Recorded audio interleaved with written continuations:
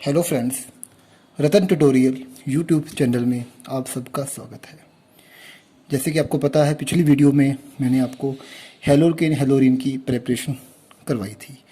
आज हम हेलोल्केन हेलोरिन की फिजिकल प्रॉपर्टी पढ़ेंगे कि हेलोल्केन हेलोरिन की किस तरह की फिजिकल प्रॉपर्टी होती है। तो फिजिकल प्रॉपर्टी को पढ़ने से पहले हमें हेलोल्केन की नेचर ऑफ बॉन्ड के बारे में पता करना है कि हेलोल्केन में किस तरह का हेलोल्केन की बॉन्ड की नेचर किस तरह से होती है। जैसे कि अब हम एग्जांपल लेते हैं इथाइल क्लोराइड की। It is our ethyl chloride, तो let is Cl ethyl chloride. अब आपको पता है कि जो हेलोजन होते हैं वो कार्बन से ज़्यादा इलेक्ट्रोनेगेटिव होते हैं, तो ये इलेक्ट्रॉन किसकी तरफ होंगे? कार्बन की, हेलोजन की तरफ होंगे, क्लोरीन की तरफ होंगे। तो इस तरह से इस कार्बन के ऊपर होगा पार्शली पॉजिटिव चार्ज, हेलोजन के ऊपर होगा पार्शली नेगेटिव चार्ज। तो it is like a dipole, जो एक तरफ डाइपोल बन गया, यहाँ पॉजिटिव चार्ज है, नेगेटिव चार्ज है। तो हेलोल्केन के मॉलिक्यूलों में डाइपोल डाइपोल इंटरेक्शन होती है। तो याद रखिए, जो हेलोल्केन है, हेलोल्केन में वैन डर वाल्स फोर्स होते हैं। किस तरह के होते हैं? वो होते हैं डाइपोल डाइपोल फोर्स। तो डाइपोल डाइपोल फोर्स इंटरेक्शन होती है हेलोल्केन के मॉलिक्यूल्स में। ये सबसे इंपॉर्टेंट बात है जो कि हमें याद रखनी है।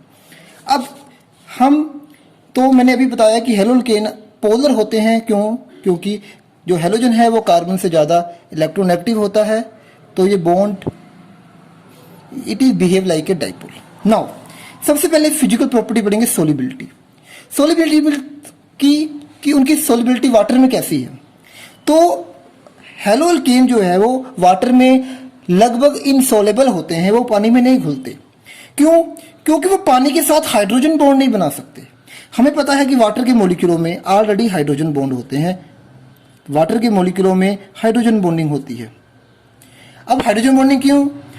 वाटर के मॉलिक्यूल में हाइड्रोजन बॉन्डिंग है, पर जो अगर आप हेलोल्केन वाटर में ऐड करोगे तो हेलोल्केन के मॉलिक्यूल वाटर के साथ हाइड्रोजन बॉन्डिंग नहीं बना सकते।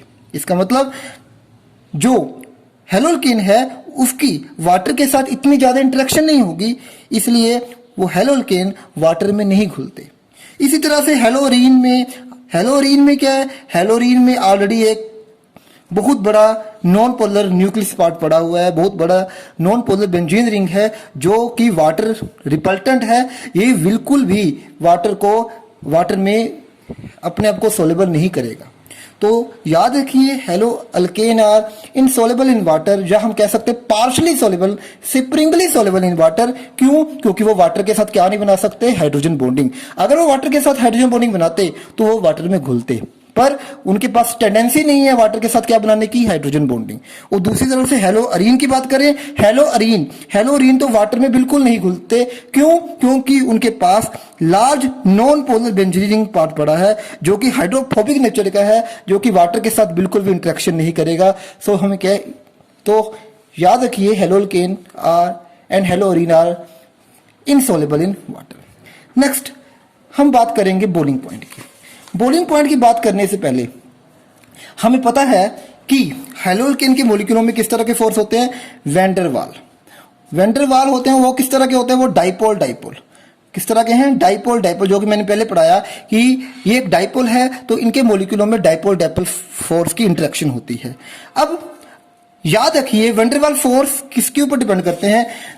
मोलिकुलर मास के ऊपर। जितना मोलिकुलर मास ज्यादा होगा उतने वैन डर वाल फोर्स ज्यादा होंगे। दूसरी बात, सरफेस एरिया के ऊपर, जितना सरफेस एरिया ज्यादा होगा उतने भी वैन डर वाल फोर्स ज्यादा होंगे। इट मींस अगर किसी का मोलिकुलर मास ज्यादा है तो डाइपोल डाइपोल इंटरेक्शन भी ज्यादा होगी। अगर सरफेस एरिया ज्यादा है तो भी डाइपोल डाइपोल इंटरेक्शन क्या होगी? ज्यादा होगी। अब हमें पता है कि हेलोल्केन के मॉलिक्यूल में किस तरह की इंटरेक्शन है? Dipole dipole. और वो किस पे डिपेंड करती है? वो एक तरह का कौन सा फोर्स है? वैन डर वाल फोर्स। वो किस पे डिपेंड करता है? मोलिकुलर मास और सरफेस एरिया। अब बात आती है, याद रखिए कि हेलोल्केन का बॉइलिंग पॉइंट अल्केन से ज्यादा होता है। क्यों? हम अल्केन अल्कीन हो चाहे अल्कीन हो चाहे अल्काइन हो, हाइड्रोकार्बन से ज्यादा होता है किसका बॉइलिंग पॉइंट? हेलोअल्कीन का। क्योंकि हेलोअल्केन का मोलिकुलर मास ज्यादा होगा। जैसे ये एग्जांपल है, इसमें भी ये ब्यूटेन है, ये क्लोरोब्यूटेन है। दोनों में नंबर ऑफ कार्बन क्या है, सेम है, पर क्लोरीन लगने के कारण इसका क्या ज्यादा हो गया, इसका मोलिकुलर मास ज्यादा हो गया। और मोलिकुलर मास ज्यादा होने से क्या ज्यादा हो गए, वंडरवाल फोर्स बढ़ गए। वंडरवाल फोर्स बढ़ने से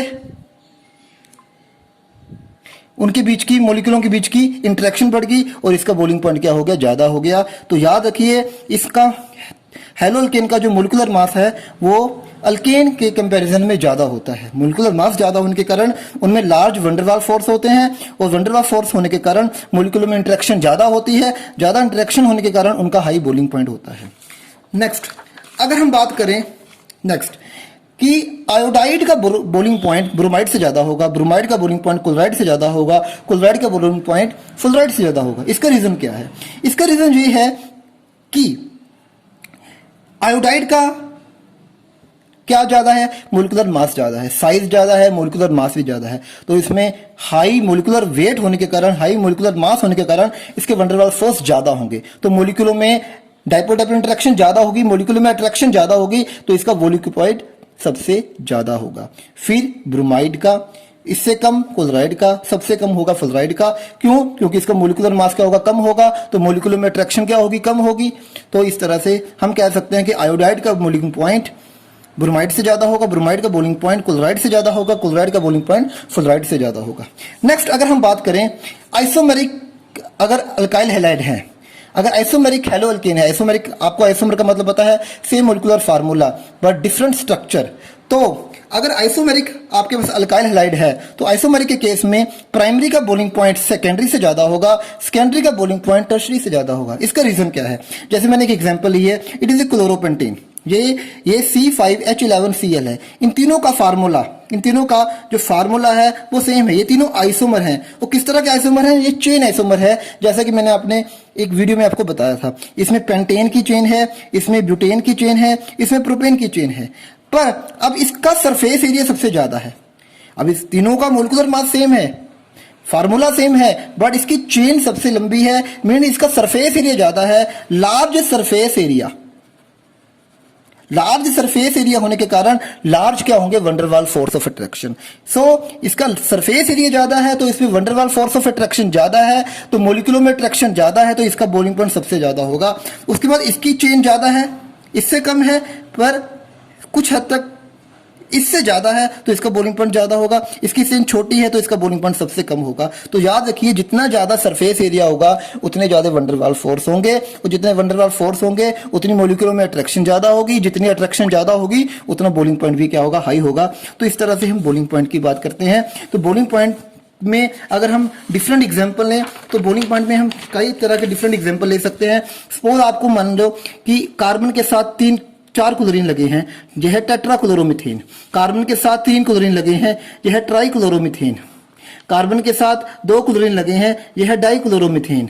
कार्बन के साथ 1 क्लोरीन लगा है, यह है क्लोरोमीथेन। तो किसका बॉइलिंग पॉइंट ज्यादा होगा, इसका बॉइलिंग पॉइंट सबसे कम होगा, इसका बॉइलिंग पॉइंट सबसे ज्यादा होगा। क्यों, हाई क्या होगा, molecular mass. High molecular mass होने के कारण लार्ज क्या होंगे, van der Waals force of attraction. Large van der Waals force of attraction तो हायर क्या होगा, मोलिकुलर मास। तो इसका बॉइलिंग पॉइंट सबसे ज्यादा, फिर इसका सबसे कम इसका होगा। तो इस तरह से हम कह सकते हैं large the molecular mass, large the surface area, higher the boiling point.